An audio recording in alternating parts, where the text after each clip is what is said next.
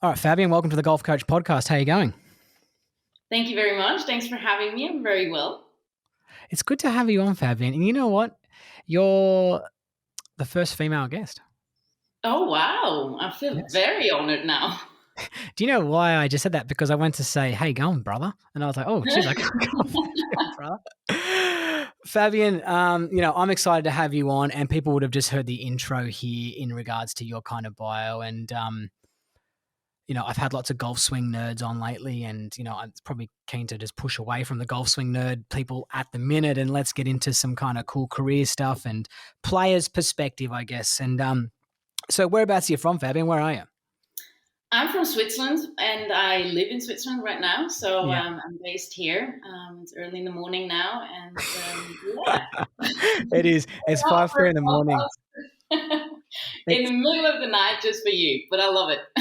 I think so. Hey, for people listening, I said to her, "Is it getting colder?" Then she said, "Oh yeah, kinda. It's snowing. It's snowing on the mountaintops, but it's kind of getting cold." Imagine that in Australia. That's freezing for us, right? Yeah, Absolutely freezing. Hey, but a bit of backstory, I guess, between us, right, is that we met. You would spend your winters and Australian summers in Australian summer. Would that be correct? that's correct. And before I actually lived in Australia for 2.5 Mm, years. I yeah, you remember when did. I was practicing at Manly Golf Club Yes.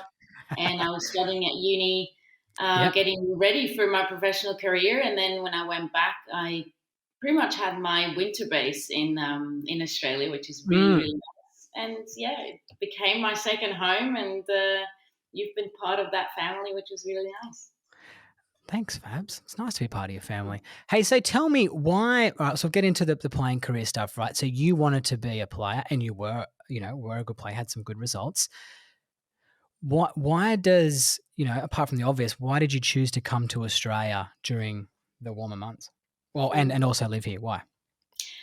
I mean, the first thought was definitely the with uni because I was after high school. I got a scholarship, a golf scholarship for America, Yeah. and I thought at that stage, that's always the way to go. And if you want to become a good player, you have to go to America.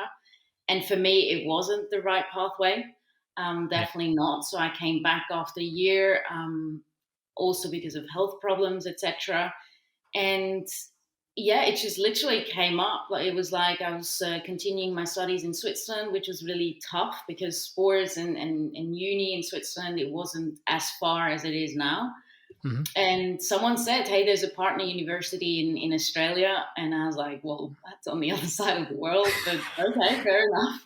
Yeah. And I just did it, Mm, and I absolutely loved it. As I said before, it became my second home, and mm. so many good people around, and yeah, it was the Fabian, best decision I could we're make. on the other side of the world to everyone, Pretty much. apart from New Zealand. Everyone, Yeah. everyone. We're on the, people can't believe how far we have to fly. All right, Yeah. let's kind of, I want to work through a little bit of your timeline, right? But let's jump into your kind of playing career. You spent majority of your playing career on the ladies European tour, is that right?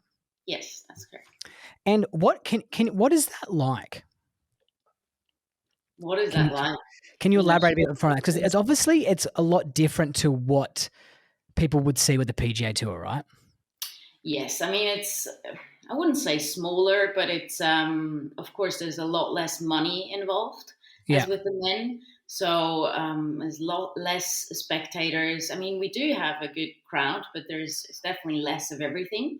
yeah, Um, but it's on the other side. It's the same. Like we travel from one place to the next, and we spend pretty much a week there, yeah. preparing and getting ready for the tournament, playing the tournament, and then moving on to the next week.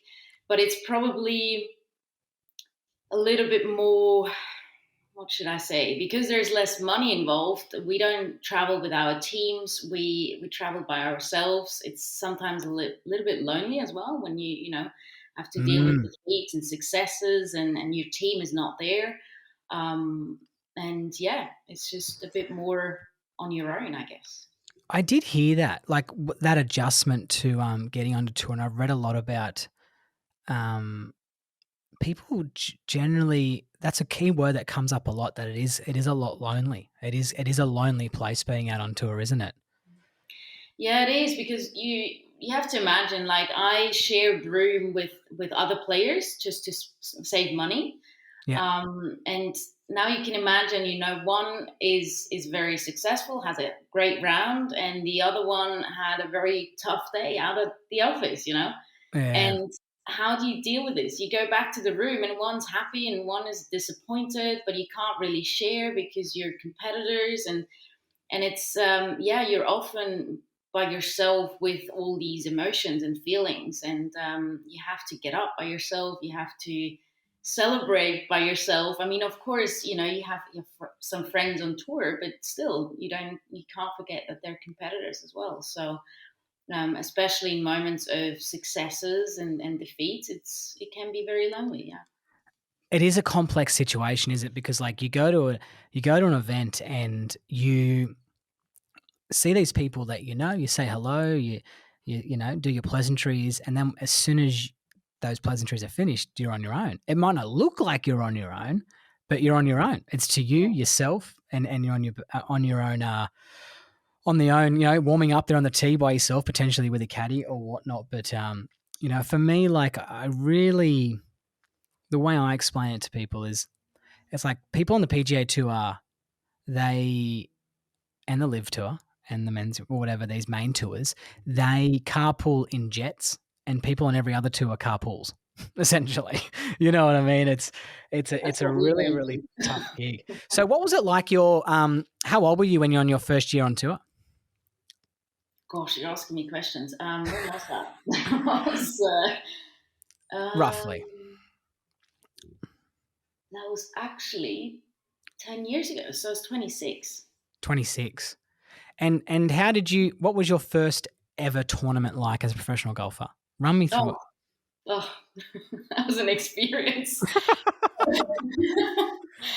Oh gosh, I remember as it was yesterday. It was in France. I was so excited to go on tour, and I thought, well, now I need to, as we just talked about money, I need to save money. I don't have that much money, Mm, and so I don't go into the official hotels, which they have, because they're a little bit too expensive. So I went on Booking.com and I found a hotel for like 28 euros, and I thought, well, this is fantastic in France. Well, it wasn't. It was a nightmare. what Oh does my! 28 euros in France get you? Well, I didn't have a proper door, so I went through the window to get into my room.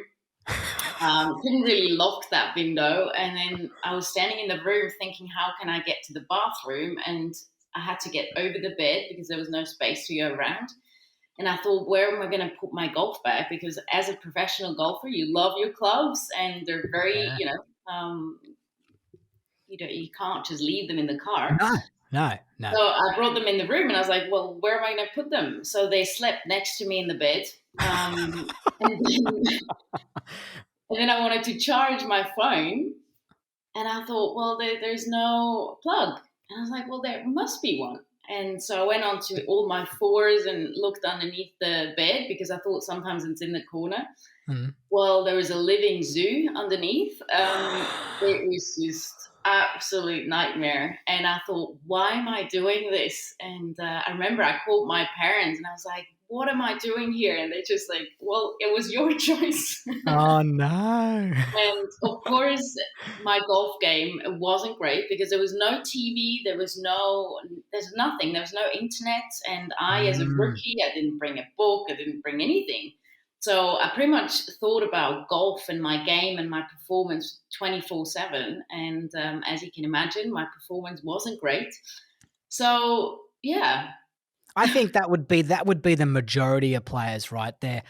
Like I think on tour in your rookie season, you got to do the full lap before you start to realize different places. Like people know when they go to different areas on where to book, where to stay, which side of the bridge, which side of the river, to stay on And it's a and lot of learn. experience about knowing what you need to perform well, That's you a know. good one.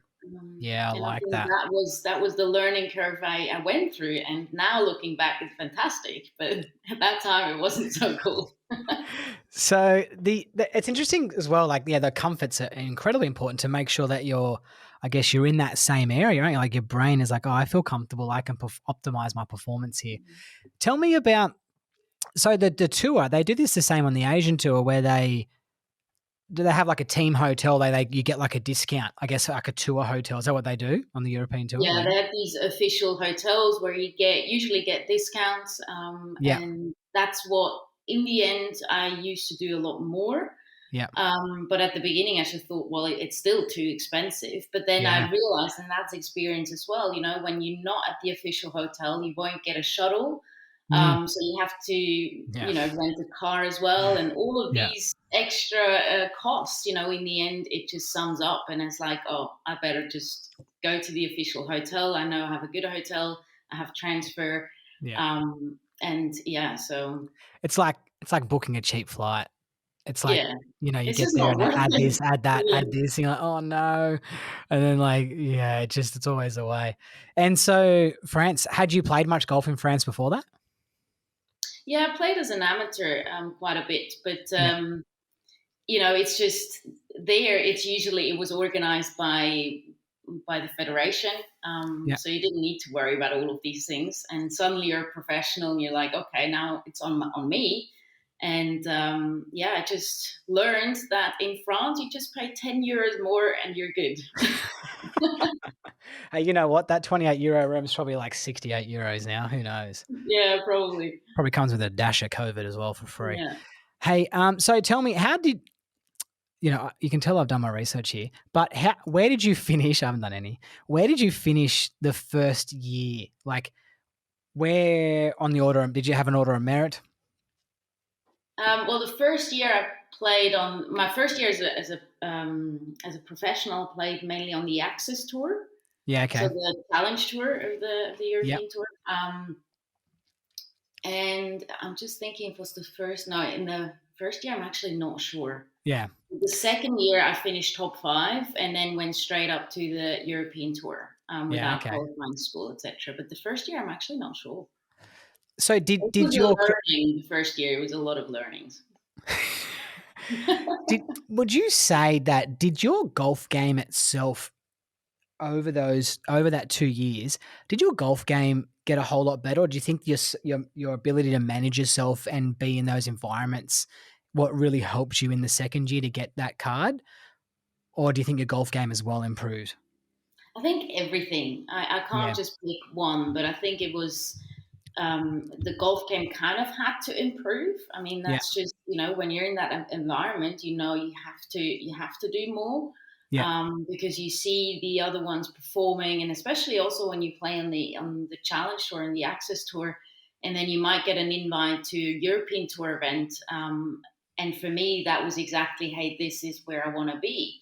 And Yeah. so it motivates you to work on every single part of your game. So I can't say it was one area, but I think it was my swing, it was my mental game, it was just the experience, you know, feeling more comfortable in that environment because Yeah. the first tournament on tour, but also the first tournament on the European tour. I mean, you feel very like intimidated Mm. because suddenly you play against the girls you see on TV and you follow and you're like, Yeah. wow, now I'm just one of them. And so putting that away and feeling like you're part of that is definitely an important transition to Yeah. make. Yeah, that feeling part of is a big one, isn't it? Mm. You know? Absolutely, and it And shouldn't take as long, you know, because when you play one tournament on the European tour, you get an invite. You know you belong there because you mm, earned that invite, for example, or you earned that card, whatever it is. But of course, it's always easier to say than to do, and yeah, so that was a process. I guess as well, like everything that comes with it. Yeah. Someone like a Laura Davies is just rocking up to a tournament and it's just like playing a Wednesday competition round of golf, at a local club. Absolutely. I mean, I my first European tour event was in Morocco. Yep. My first ever. No, not my first ever. I played in Switzerland before, but my first like proper. I'm Yeah. on the tour. I've got my full card. was in Morocco, and I played a practice round with a German friend of mine, and Becky Burton. She's also well known. Yeah. And Becky left after 9 holes, and suddenly someone came around the corner and said, "Hey, I'm just going to play with you guys." And I looked around and I was like, "This is Laura Davies." Oh, wow. Wow, and for people listening, most people would definitely know who Laura Davies is, right? Mm, She's like the queen of I guess, iconic. ladies golf, Yeah. of European golf. She spent a lot of time in Australia, Yep. and she smashes it. Yeah. She And hits I'm it. definitely not. You know that I'm not the longest hitter. Yes. And I mean, I remember the first drive on the 10th, it just went straight right out of bounds. I'm like, Fabienne, just, get yourself together here. Yeah, And then yeah. on the second hole, par five, or on the 11th, but the second with her, I had a good drive, I thought. And I had a 3 wood, or I hit a 3 wood, and I still had a little chip up onto the green. And she just hit an iron into the green. And I thought, well, this flew so high. And I went up to her Mm. caddy and I asked what she hit. And he said, well, she hit an 8 iron. I'm like, oh my gosh.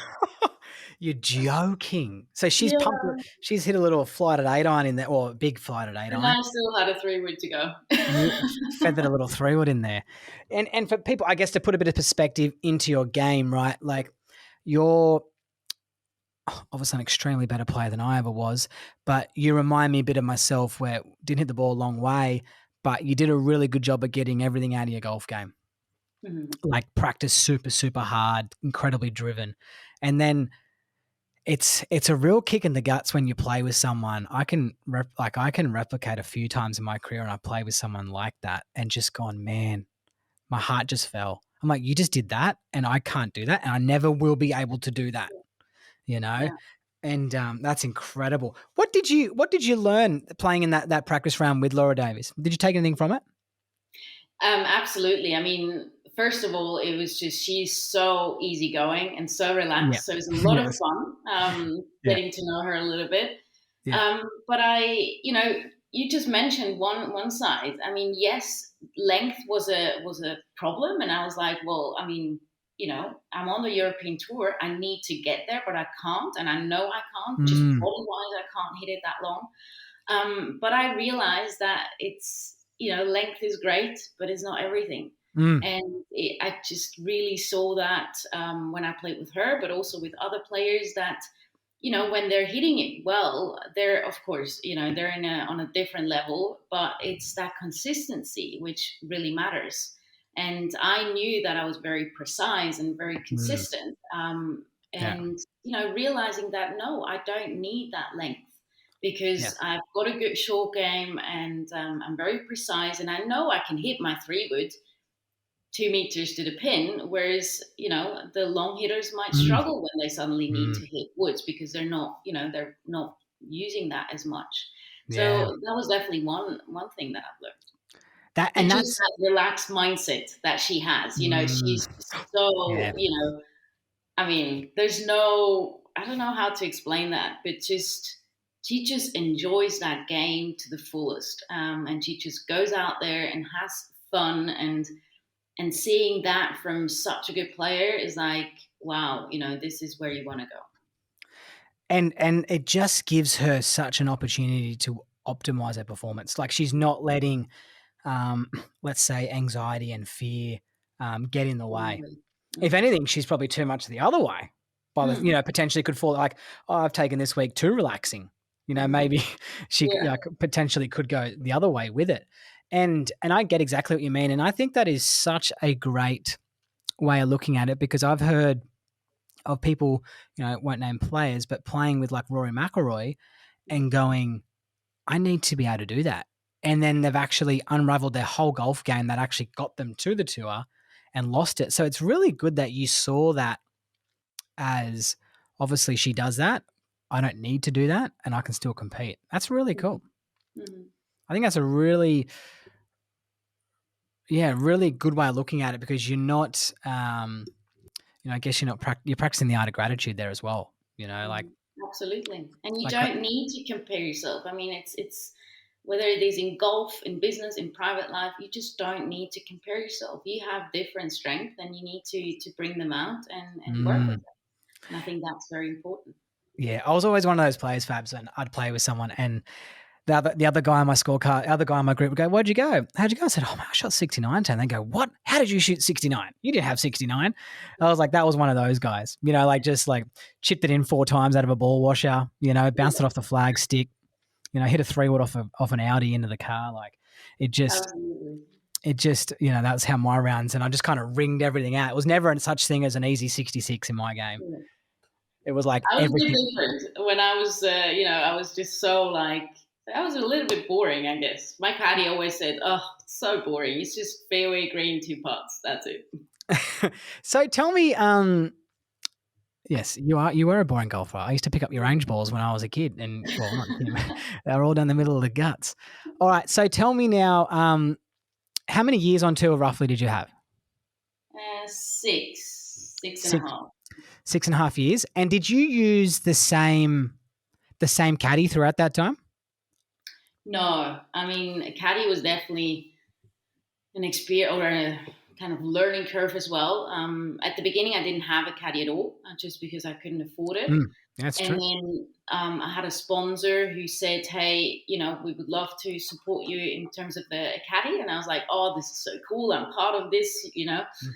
And suddenly I was starting to look for a caddy, and I thought I wanted to have a professional caddy. And then the first tournament, usually they're like Scottish or English or Welsh or something like that. So I struggled to understand them, first of all. And then first tournament, he was like, "So what do you want me to do?" And I was like, "So, well, what do you do?" I mean, so I was completely not prepared. Yeah. So these caddies are at the tournament. Is that right? There's caddies there. Yeah, I mean, it's a caddy. Like they also travel with the tour, and they usually caddy for a player over a longer period of time. But then Yeah. sometimes, it just ends, and then they're free to work as well. And that really goes around in the tour. Like you hear people talking and say, "Hey, I'm still looking for a player," or something like that. So but it's a caddy association as well. So Yeah. they're Oh, okay. not just the local caddies.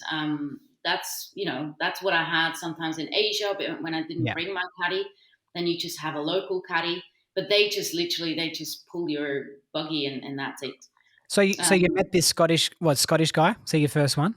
Scottish guy, yeah, Yeah. and And how'd that and I go? just wasn't prepared. I was like, I thought he knows what to do, and he asked me what he needed to do, and just having that experience of realizing what I want him to do, because I said, well, just do everything you do.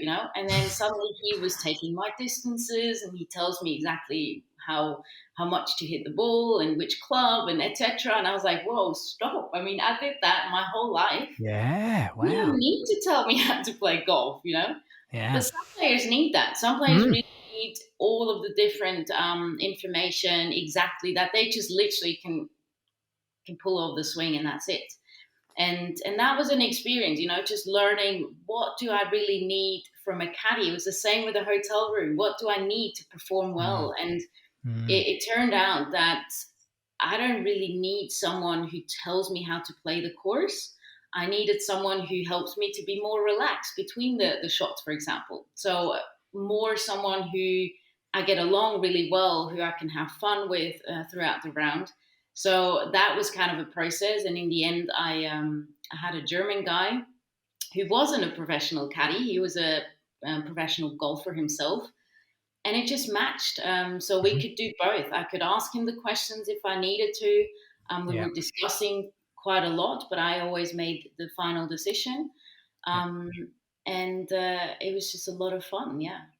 I've heard that, Fabian, people listening, I've heard that story a lot. Mm. Like you even have to look on tour now. Like I think there are so many stories where, like I think Dustin Johnson's got his brother-in-law, Rory McIlroy's got his best mate. Who else was thinking of it? Like they've all gone back to their friends, Jason Day. And it's, yeah, it's interesting what you want out of a caddy, right?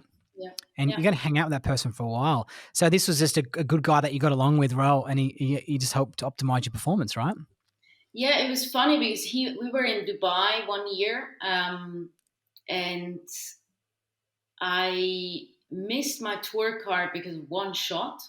I literally just needed to make the cut to get my tour card, and I missed it by Mm. one shot. And I'm like, whoa! And suddenly I wasn't even thinking about missing my tour card, so that was a learning as well.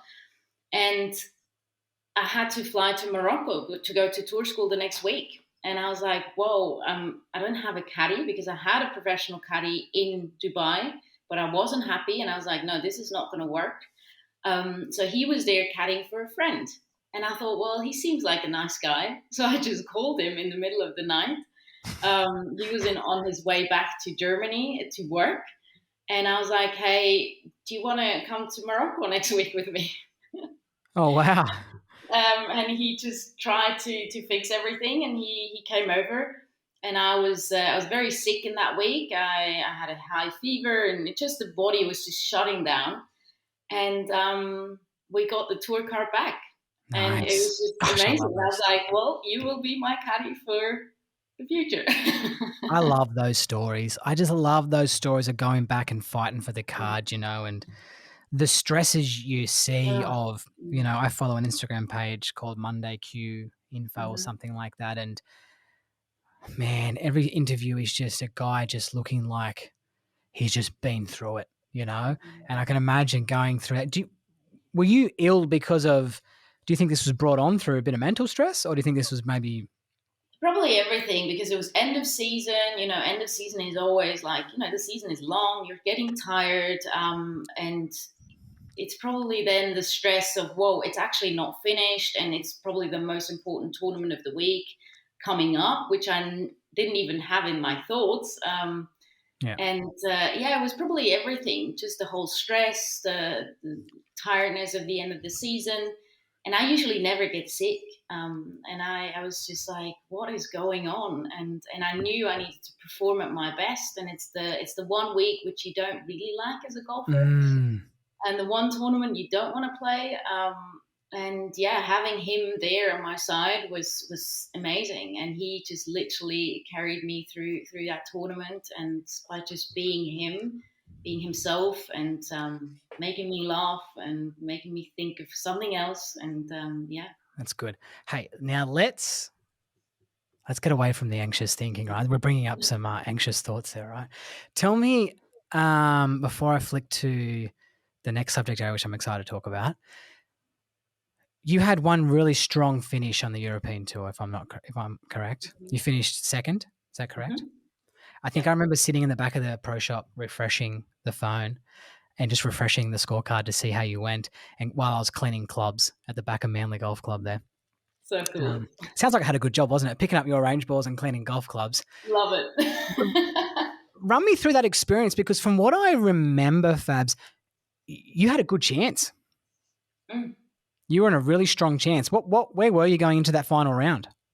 Actually, I was on eighth position going Yep. into the last round, and I was very nervous because it was the second last tournament of the season. And on the European Tour, you always have to gain your tour card, and I knew I still needed to perform Mm.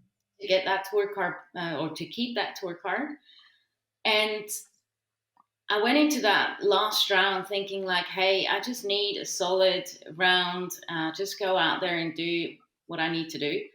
Of course, I was a bit nervous, and I was so in the flow, like you Mm. cannot imagine. Like when we talk about flow, it's just you don't realize what's happening. And Hmm.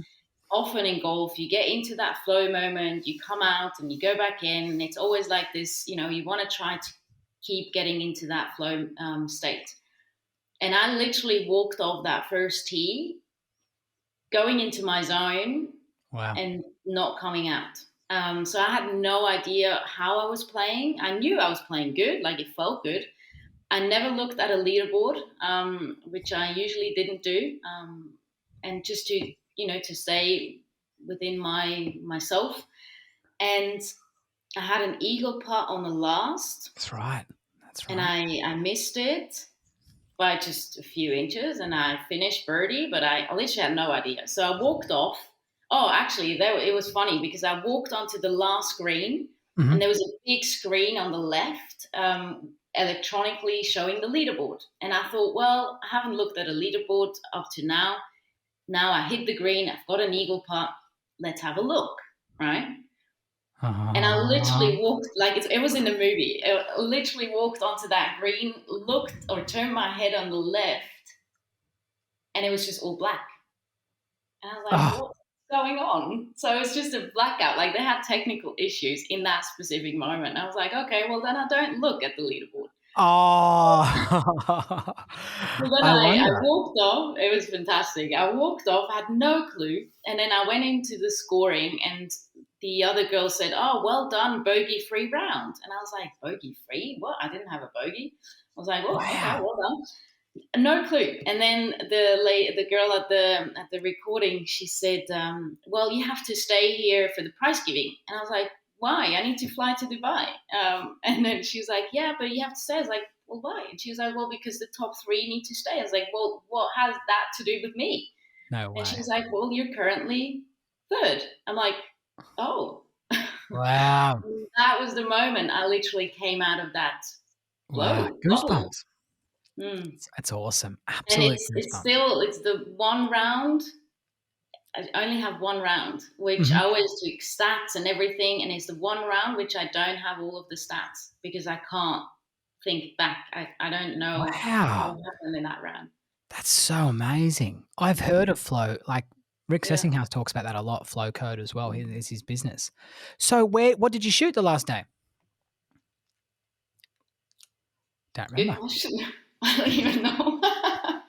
The I think best round of your life. it was a few under, four Yeah. under, I think. Yeah, it was playing tough that week, if I Yeah, remember. I I think I remember. played four under in the last one. Yeah, Unbelievable. And obviously you keep your card, right? Party yeah, time. everything was easy. Fab's a shout. So I remember that time. I don't remember specifics and details, but Mm, I remember it. And before I go to our next subject area, right, I'm going to talk about that tattoo you got. Is that um, Trevor Immelman when he won the Masters? mhm, I was reading once that he didn't know that he was winning, mhm, the tournament, and I just went bullshit. mhm. Anyways, I had Twitter at this time, and this is this has to be over 10 years ago, and I tweeted him and said, "Trevor, is it true you didn't know you were winning?" And he wrote back. He said, "I didn't know until I hit my shot into the last green. The caddy said to me, 'Congratulations, you just won the Masters.'"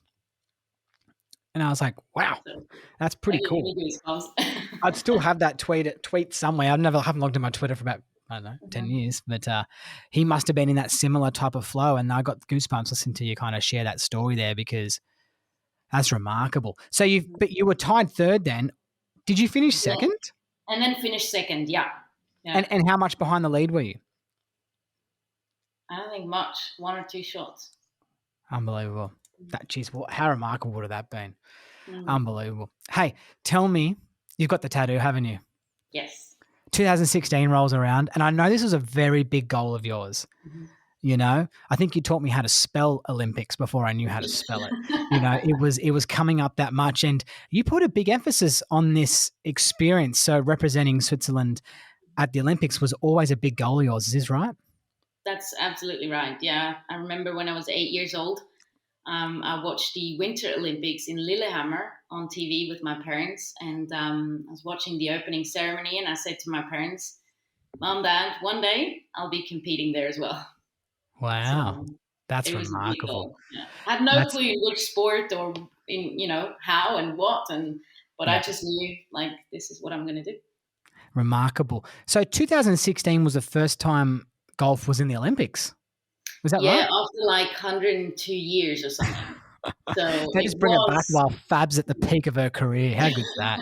So tell me, they release it probably, I don't know, a few years beforehand, and you said, "This is my goal, Toby. This is what I'm going to be doing.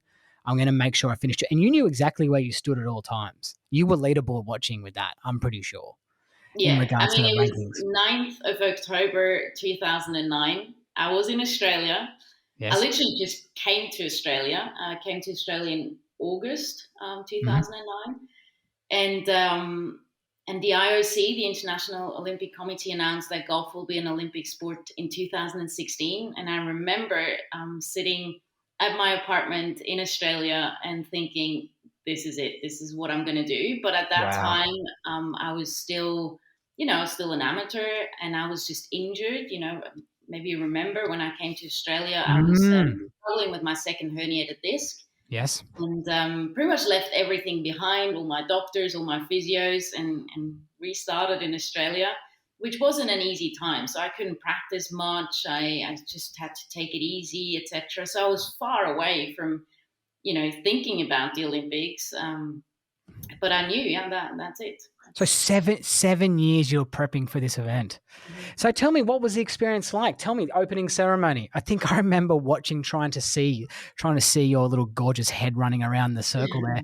I don't remember if I seen you or not, but what was that experience like representing Switzerland? Tell me. I mean, it's goosebumps. Mm. It's very, very hard to put that into words. It's something you dream of as a little girl. And I always said, one day I'm going to walk into that Olympic stadium in the middle of the Swiss team with the Swiss cross on my chest behind the Swiss flag. Wow. And then walking, I mean, it literally gives me Yeah, goosebumps I'm getting everywhere. it now too. It's amazing. Yeah. And so you do the opening ceremony. Did you get a look at the golf course? Did you get a practice round? Yeah, I mean, I literally went there for the opening ceremony. I was in the Olympic Village for 3 days. There, I could not play the golf course, but I could practice. And I I remember remember that actually. telling my caddy, "Let's go and practice early." So we went there, and I walked onto the range, and there was like, 8 different types of balls, and they said, "Oh, which ball would you like?" And I was like, "This is fantastic." And Fill the bag, caddy. Fill the bag. and then they said, "Oh, you're the first one hitting of the range." No And I way. was like, "What?" And I mean, this golf course has been built for the Mm, Olympics, so mm, no one has ever played that golf course before. So I mm. walked onto the driving range. No one has ever hit a golf ball of that range. Wow. There was no divot. It was literally just carpet. And I was standing there thinking, I can't hit this golf ball. Wow. So I was Wow. warming up, physically, and then I had my wedge in my hand, and I looked at my caddy, I was like, I can't. And he was like, Wow. why? And I was like, look at this grass. It's so pure. It's just so nice. Yeah. And that I guess that moment in time is where that dream as a child and in 2009 when you first heard, that's when it's about to officially kick It's off. clicked. Yeah, Yeah. it's Yeah. it's like tournament mode. We're in preparation mode now, right Yeah. now. Yeah. Okay, now before we get Do to you the know rounds, how I hit this first shot? what, Shank? I topped it.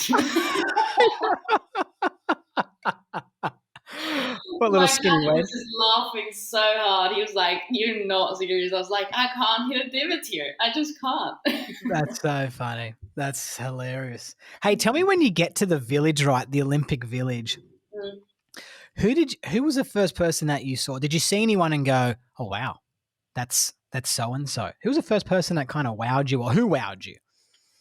Well, there's lots of stories, but one cool story was the first morning in the Olympic Village. I went to have breakfast with my caddy, Hmm.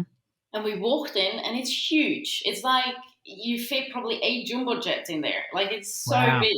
And I walked in, I'm like, I'm so overwhelmed. I just want to have some breakfast.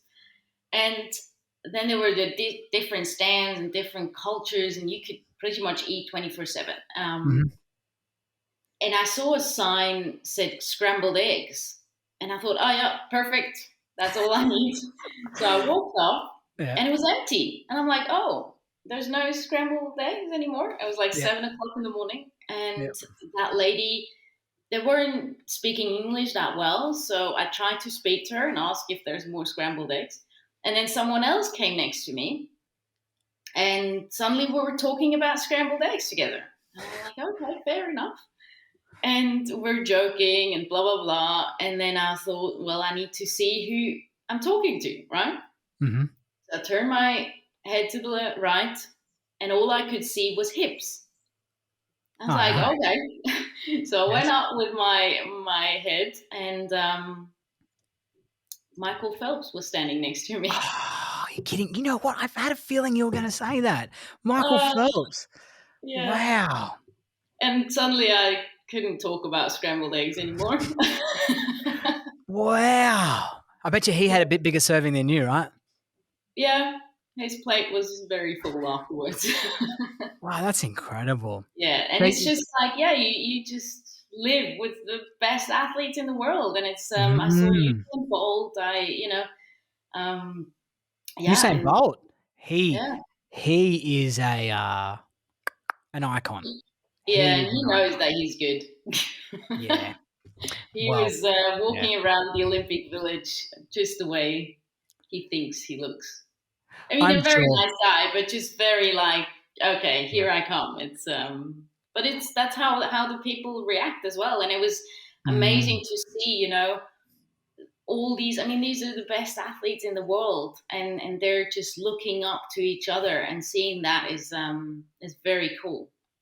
So it's sick. It's sick. You know, and I could talk about Usain Bolt for ages. And it's so funny you say Michael Phelps, right? A little bit off Mm. track here. I was had a guest on that got released this week, Mr. Baden Schaff, president of Skillerstat. And I said to him, give me 3 players you'd play golf with that aren't golfers. And Michael Phelps was one of them. Mhm. So there you go. If he's listening to Yeah, this, which he will be, he's a cool. keen listener, he will go, I'll oh come. my I'll God. join. I'll join. Yeah, he'll be very keen. Yeah, you'll come play too. He'll take you for sure. He's a good guy, good golfer. Hey, all right. So tell me, right? So let's get back to the event. How was this event like different to any other event you've played in before, as in your mindset? How did you approach this event?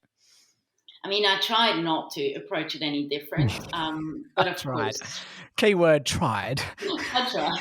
You This couldn't is hit a not ball in the possible. practice range. Of course, you're going to approach this differently.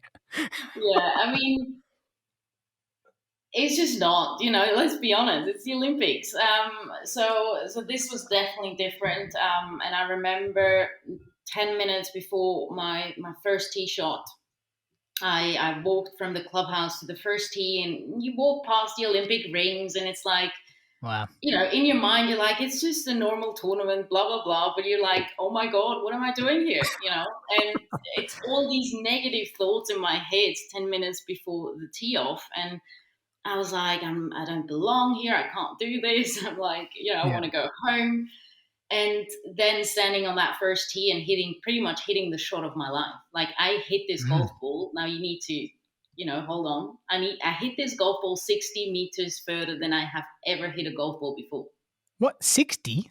Mm, You're joking. no. Wow. Goosebumps.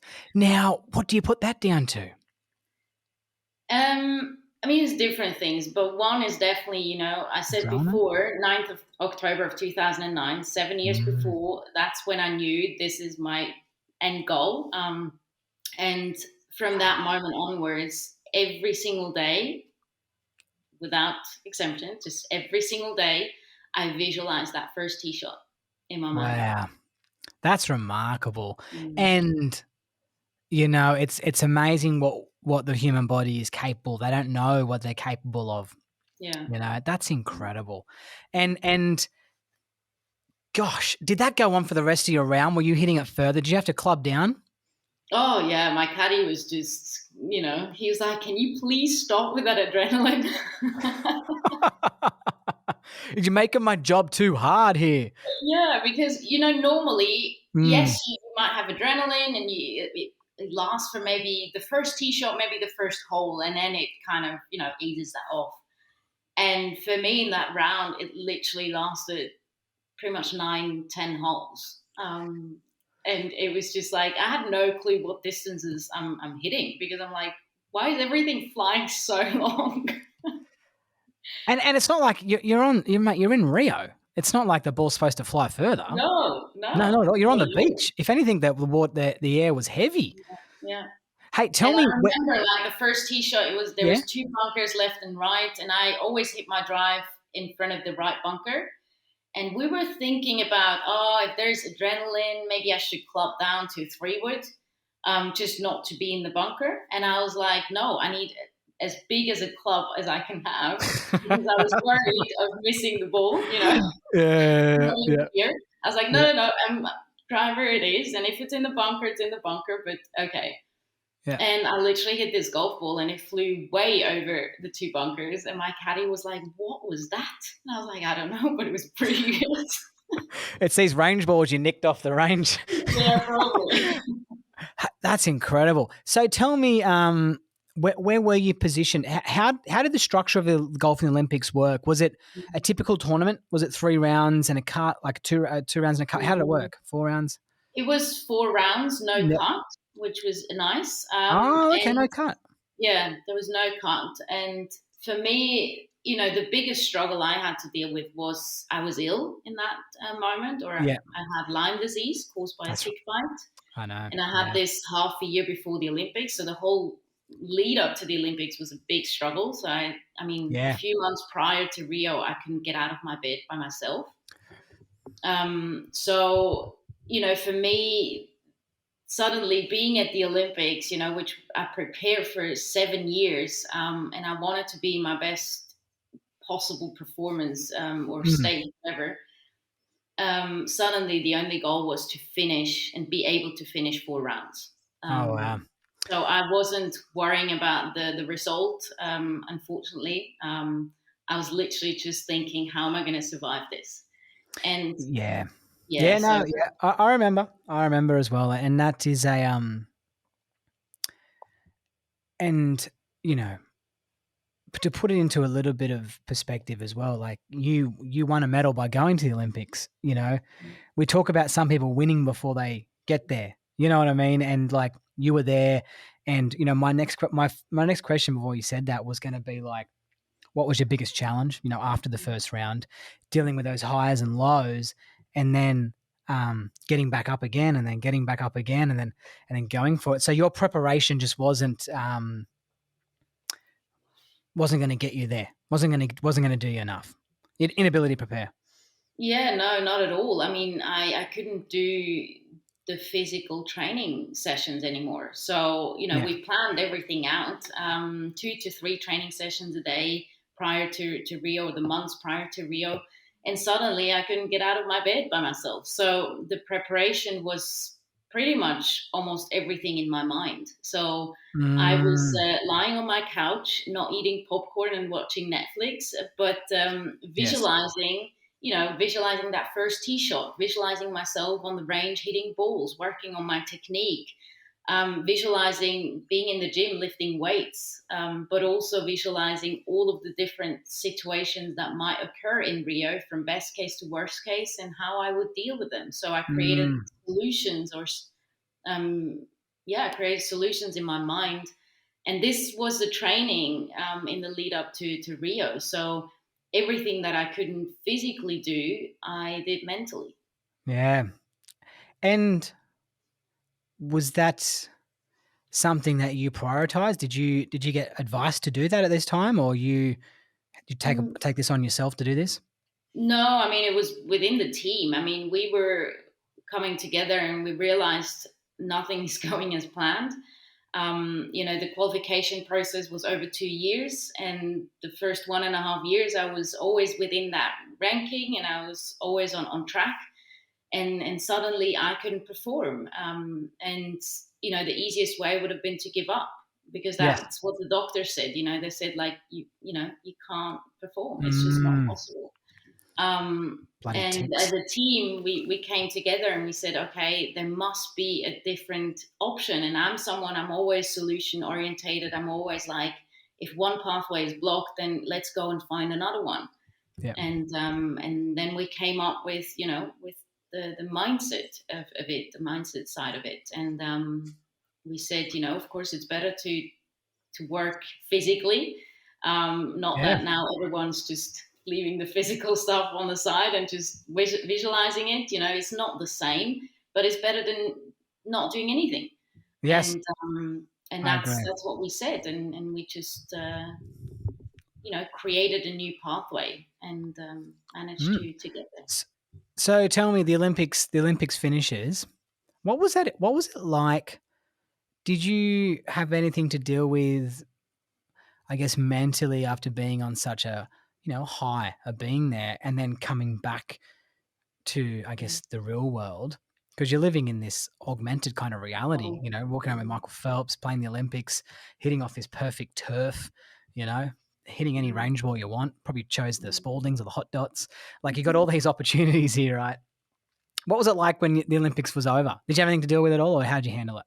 Yeah, I mean, this is something I prepared for before because I knew, Okay. you work for something for so long, and when you achieve it and when it's over, you often see athletes fall into that hole. Yeah. And I was preparing for that because I knew it's important to have next goals, to keep on going and to not Yeah. just be there and what's next.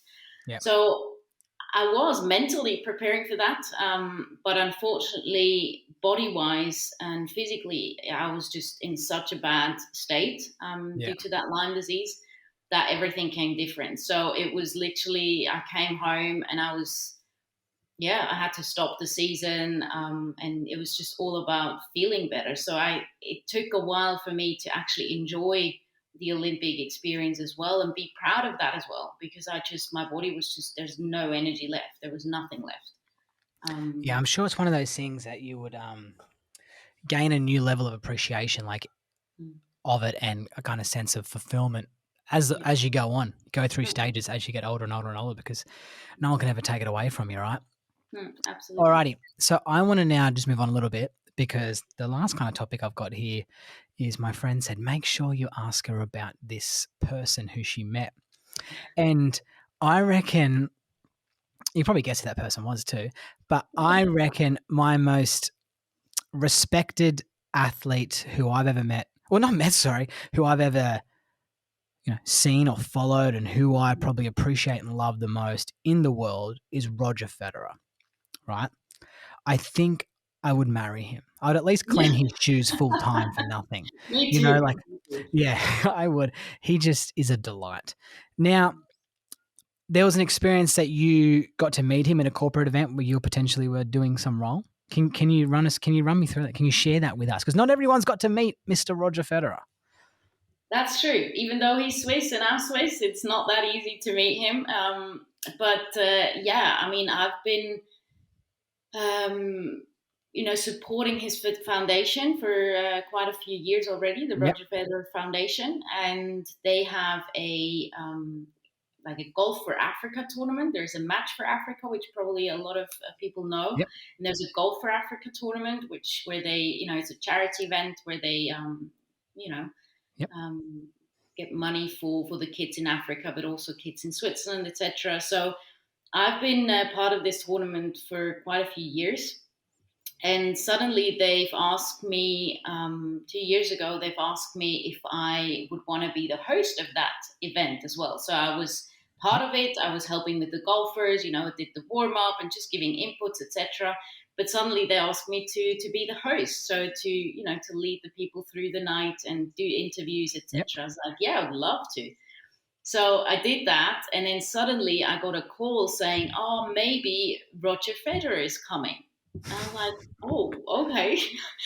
And it was my first ever host job that I did. I did a lot of speeches, keynote speeches, etc. Yep. And I thought, "Oh, if I do this, I can host an evening. That's fine." But it's not the same, right? Yes. So suddenly I was getting a bit nervous, and I was preparing everything, and then it was you know every day was different. Yeah, he's coming. No, he's not coming. Oh, he's coming Oh, late. He's coming early. And I have my plan. And you know me, I'm very Swiss. I'm very organized. I'm yes. very, professional in what I do. Yes. And I had about 10 different, cards on my table for every scenario that could happen. And suddenly it was like, okay, no, he's not coming. And I'm like, oh, okay. And 2 days before, yeah, he's coming for sure. I'm like, okay, but no one knows. So it's a surprise for everyone. And the day before the event, I had coachings and I came home and I was tired and I was like, okay, I'll just take 5 minute rest. And then I go through that evening again through my speech, etc. And then I got a call saying, you need to call Roger Federer. I was like, what? What? so he's So you got his name saved in your phone? Yes, I Oh, do. man. That's And yeah, so we chatted over the phone, and I was so nervous, and he was the most amazing, guy to mm, talk to. He was so, or he is. I mean, he's exactly the way he is on TV. He's that's so good. down to earth. He's so relaxed. He's so nice. Like I mean, he's so Yes. nice. Like literally, I would marry him.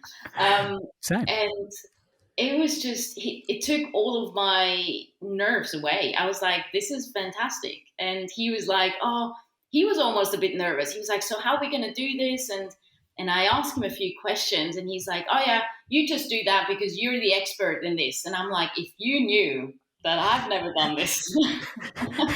Man, I can hit a 3-wood from 230 to a couple of feet, mate, but I can't ask you a question. Absolutely. And then, yeah, the event came and literally no one knew. So I was out there standing in front of the people saying, like, oh, we have a little surprise. Last time we got a voice message from Roger, and now we thought we'd try to have a live connection with him through the TV, like a Zoom call, Yeah. whatever.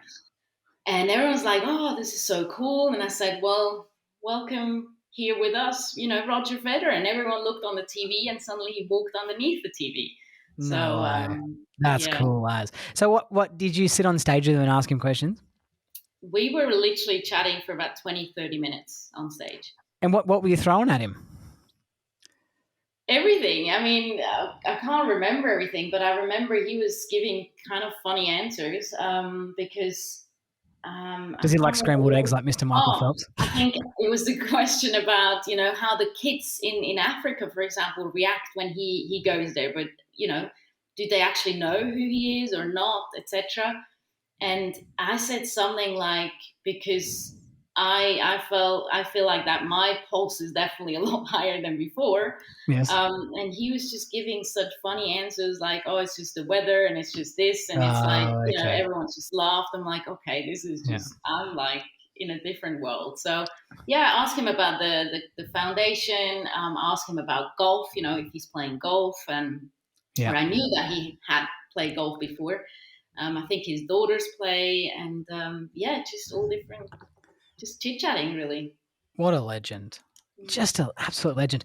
I actually nearly started, you know what, I'd cry at the drop of the hat. I was nearly crying Oh, me before you were too. talking about your tour school, getting back there. I was just so emotionally happy for you. An event that was like 10, 12 years ago. But when his speech for when he retired, like he Mm. did a little voiceover thing, and I Yeah, watched it. Went for like 4 minutes, and I was watching it when I was in between lessons at work, and it was yeah, he's just such a yeah. legend. He's just perfect. Hey, do you know? How's this right for a bit of trivia? I don't even know if I told you this. I was coaching. I coach golfers online, right, all over the world, Mhm. and I coach a couple of players from Switzerland. And one guy I coached, Sylvan, and I said, "Oh yeah, I got a friend who lives in Switzerland," and I told him you. He goes, Mhm. "Oh, how do you know her?" And I'm like, "Oh, she's come to Australia, and we hung out at Manly Golf Club, and that's what we did." And you were like, you were in lights to this guy. Oh, come on, I really? kid you not. I just had to just remember to get his name because I forgot what his name was, but his Uh, name is Sylvan. Very uh-huh. good chance he might be listening to this. And he knew exactly who you were. She went to the Olympics. She played in the Ladies European Tour. I'm like, yeah, So I know. cool. I'm like, So cool. cool. Yeah, but I'm definitely not a Roger Federer, but that's okay. No one is, I guess. Hey, I Uh, want to that was amazing, but I want to kind of, towards the end of our conversation here, talk to you a little bit about where you moved in post golf career. So you've taken a bit of a different role, I guess, where most players um, will go into the field of golf.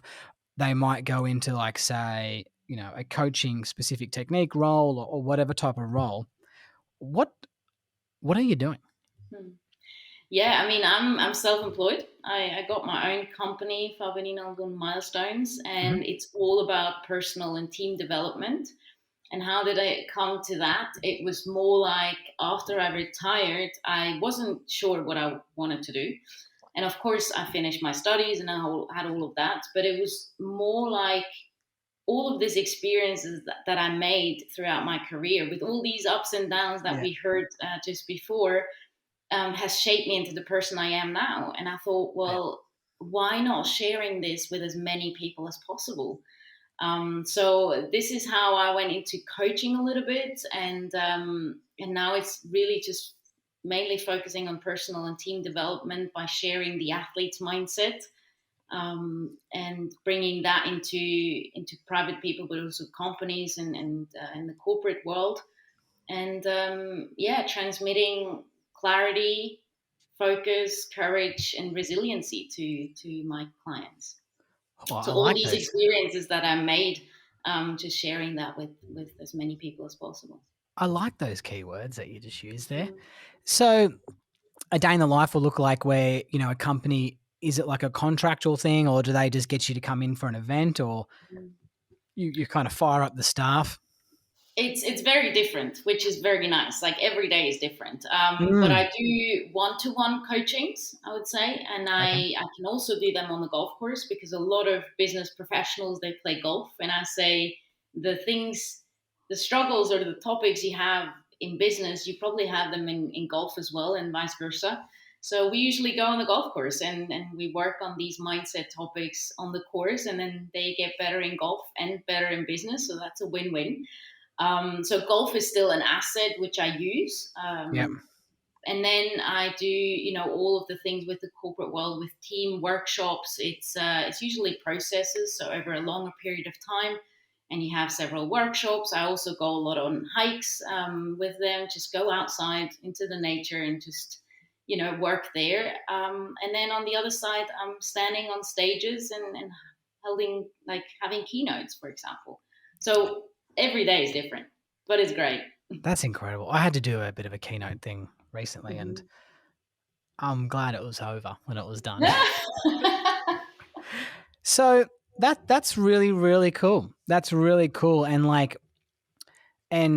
for me, like knowing you before all this, it makes sense. Like it makes sense that you're in this type of role and this is what you're doing because you got around onto it through hard work, determination, precision, dotting all the I's, crossing the T's. That's how you kind of got through your whole career.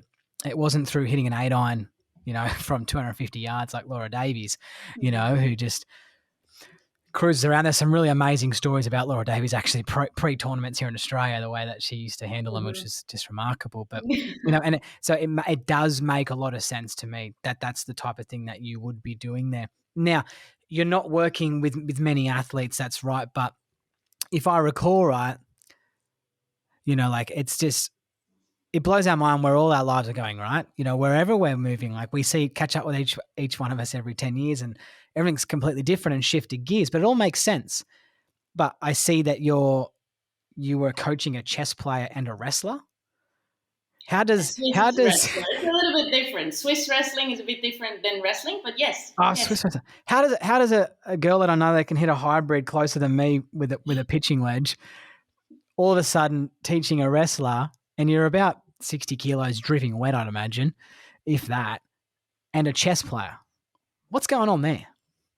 Yeah, it's funny because I started off working with athletes, and of course I started off working with golfers, and I realized that mindset, it doesn't matter which sport, which company, which industry it is, it's all the same.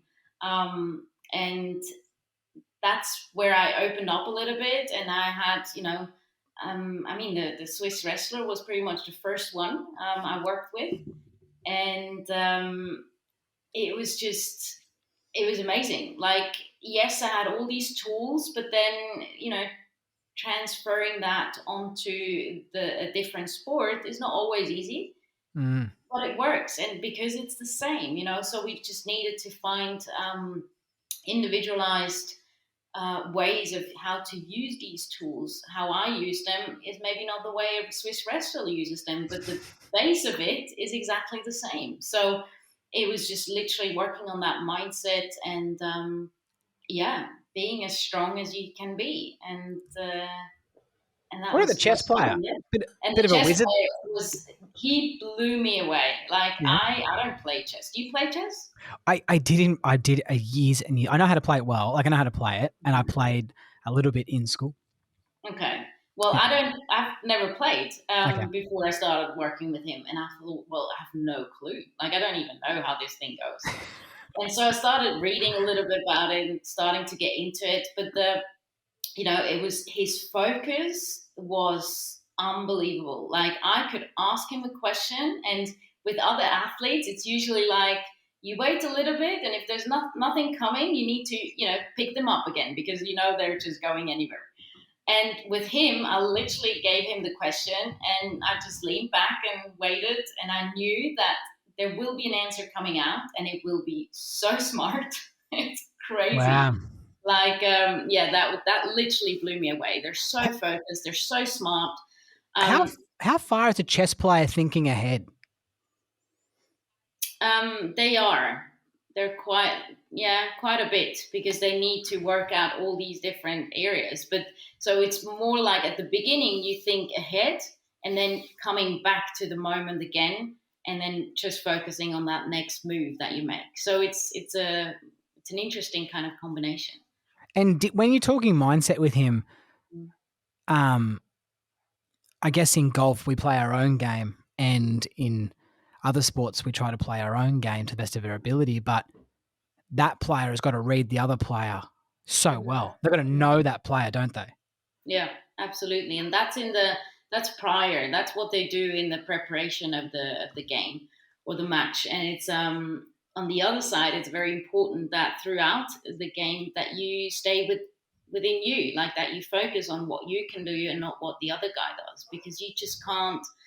Yeah, you can read in the way how they work and how they do their kind of moves, but it's you have to focus on yourself because that's what you can control, and that's what we focused on, especially also with the Swiss wrestler. Yes, you have someone there, but Mm. you can't control that person. All you can do is you control yourself. And I think the most important thing was, and that's the good thing if I don't know too much about a sport or also in a company, because I ask questions which they would never ask them. Okay. So they tell me like, oh, Fabian, I'm already 5-10 steps ahead. I'm like, I know, but I want to know this because I don't understand. Sometimes I do, but I just tell them I don't understand. Yeah. Okay. So to bring them back to the basics, sometimes. Mm. I've heard of that. Like in mindset stuff where people, when you're traveling well, you can forget the basics, Yeah, and when you're traveling poor, you forget the basics. absolutely. You And it's look. the same in golf, isn't it? Like, what did we do when things are not going well? We went back to the basics and we It's checked up on the basics. And this it's is in mindset the same. it's so funny you say that. Right, this is one of the messages I just sent to a student in New York, in Manhattan, who I teach. He said, to my not so untrained eye, he's just had his best round, right? And he's Yeah. had one poor practice session. To my not so untrained eye, it looks like I am so early extending. I'm falling apart. And I just looked at his thing, and he's just got his setup wrong, and his ball position's too far back, and his spine tilts the wrong way, and he's going to hit it right. And I'll send him that picture and I just send him a screenshot of his setup position and where he should be looking, and he's going to write back, crap, I got the basics wrong, you Yeah, know? it And is, and that's what we forget, and that's why it's some people told me like, oh, you can't coach anyone else than golfers. And that's what rubbish. I see different because I that's also the feedback that I get also from companies. When I work with companies, I usually don't know exactly what they do. I get myself an overview Mm, and I know exactly what the goal is, but I can't see the details of that. And in sport is the same. But because of that, I ask these questions which are so important to get back to the basics. yeah, I love that. I love that. Good job, Fabs. I'm proud of you, and I'm really happy for you. Thank Hey, you. let's wrap it up. It's been great, but I want to ask you two more questions. When are you Mhm. coming back to Australia? I hope very, very soon. I really, really miss it, and it's my Aussie accent is going away. That's what people tell me, and I'm like, no. um, but no, I really want to come back. I wanted to come back a long time ago, but then yeah, COVID hit, and it was just a bit of a nightmare. But my plan is actually to come back maybe a month or two, and January, February, and work from there. Nice. And get myself ready for the year. Work like write on workshops and keynotes, and I could Yeah. definitely imagine doing that in Australia. That sounds great. That's like me. We're going to, yeah, well, I'll be here because we're going to in March. We're going to Bali for 2 months. So I'll be here Yeah. Jan, Feb. Good time of the year to be in Australia. All right. Now, Mm. last question. You might have caught wind of this, but tell me, and I don't ask anyone this beforehand. Tell me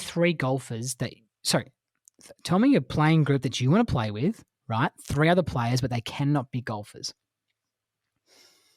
So So your three golfers and three no, non-golfers. sorry, no, just your ultimate group, your ultimate four Oh, ball that you'd play mixed. with, but they cannot be golfers. Oh, they cannot be No, golfers. because everyone just says Tiger Woods, Yeah, no. Annika I don't want to Sorenstam. play with golfers. I've had that, and I'm not playing golf that much anymore. So, which is, yeah. Yes. But this is so hard because there's so many cool people I would love to play, and It's okay. The editor edits out all the long pauses, so. oh, that's great. That's fantastic. um, I would love to play with Sheryl Sandberg.